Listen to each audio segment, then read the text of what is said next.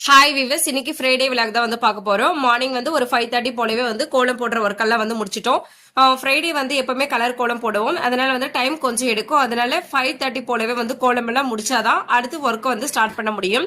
5:30க்குள்ள இந்த ஒர்க் முடிச்சிட்டு அதுக்கப்புறம் குக்கிங் ஒர்க் வந்து ஸ்டார்ட் பண்ணிட்டோம். இன்னைக்கு வந்து டீ வச்சுட்டு ஒயிட் ரைஸ் வச்சிருக்கோம். இன்னைக்கு மார்னிங் பிரேக்ஃபாஸ்ட் வந்து பொங்கல் தான் வந்து செய்ய போறேன். பொங்கலுக்கு பச்சரிசி, பாசிப்பருப்பு, நெய், மிளகு, சீரகம் எல்லாமே வந்து ஒன்னா சேர்த்து தண்ணி சேர்த்துட்டு ஒரு 4 விசில் போல விட்டு எடுத்துடலாம். மசாலா சுண்டலுக்காக வந்து தாளிச்சு விட்டுருக்கேன். வெள்ளை மூக்கலை தான் வந்து இன்னைக்கு மசாலா சுண்டல் செய்ய போறேன். மசாலா சுண்டல் வந்து வெள்ளை மூக்கலை, கருப்பு மூக்கலை எல்லாத்துலயுமே வந்து செய்யலாம். எல்லாமே வந்து சூப்பர் டேஸ்ட் வந்து ரொம்ப நல்லா வரும். மசாலா சுண்டலுக்கு ஃபைனலா பெப்பர் மட்டும் ஆட் பண்ணும்போது டேஸ்ட் வைஸ் வந்து ரொம்ப சூப்பரா இருக்கும். இதே மாதிரி நீங்களும் வந்து மசாலா சுண்டல் செஞ்சு பார்த்துட்டு எப்படி இருக்குன்னு சொல்லிட்டு கமெண்ட் பண்ணுங்க. பொங்கலுக்கு சைட் டிஷ்ஷா வந்து வேர்க்கடலை சட்னி தான் வந்து செய்ய போறேன். வேர்க்கடலையை வந்து வறுத்துட்டு அதுக்கப்புறம் தேங்காய், பூண்டு, வெங்காயம், பச்சை மிளகாய், கொத்தமல்லி, கருவேப்பிலையெல்லாம் சேர்த்து அரைச்சி எடுத்திருக்கேன். இது வந்து பொங்கலுக்கு தாளிச்சு விட்டுடலாம்.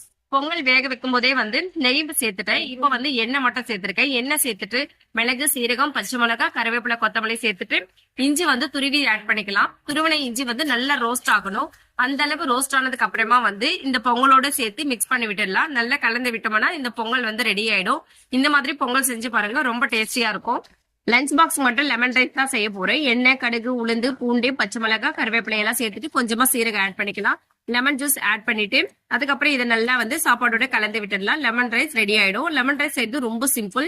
இந்த மாதிரி சீரகம் போட்டு லெமன் ரைஸ் செய்யுங்க. டேஸ்ட் ரைஸ் வந்து ரொம்ப சூப்பரா இருக்கும்.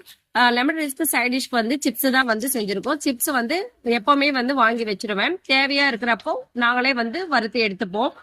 கீரை குழம்பு எப்படி செய்யலாம்னு சொல்லிட்டு பார்க்கலாம் வாங்க. பருப்பு எது சேர்க்காம கீரை மட்டும் சேர்த்து செய்ய போறேன். எண்ணெய், கடுகு, வெங்காயம், வரமிளகா மட்டும் ஸ்பைசஸாக ஆட் பண்ணிருக்கோம். வேற எதுவுமே வந்து சேர்க்க தேவையில்லை. பூண்டு மட்டும் வந்து கொஞ்சம் அதிகமா சேர்த்துக்குங்க.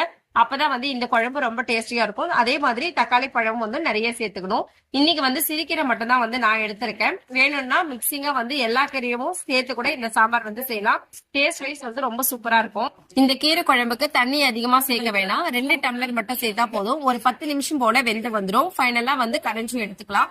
கடைஞ்சி எடுக்கும் போதுதான் அந்த கீரையோட டேஸ்டே வந்து நல்லா இருக்கும். இந்த மாதிரி கீரை குழம்பு ட்ரை பண்ணி பாருங்க. ரொம்ப டேஸ்ட் வைஸ் ரொம்ப சூப்பரா இருக்கும்.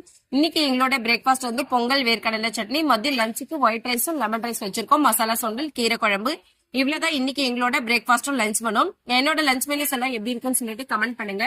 உங்க வீட்டுல என்ன லஞ்சுன்னு சொல்லிட்டு சொல்லுங்க. என்னோட சேனல் பிடிச்சிருந்தா சப்ஸ்கிரைப் பண்ணுங்க. தேங்க்யூ.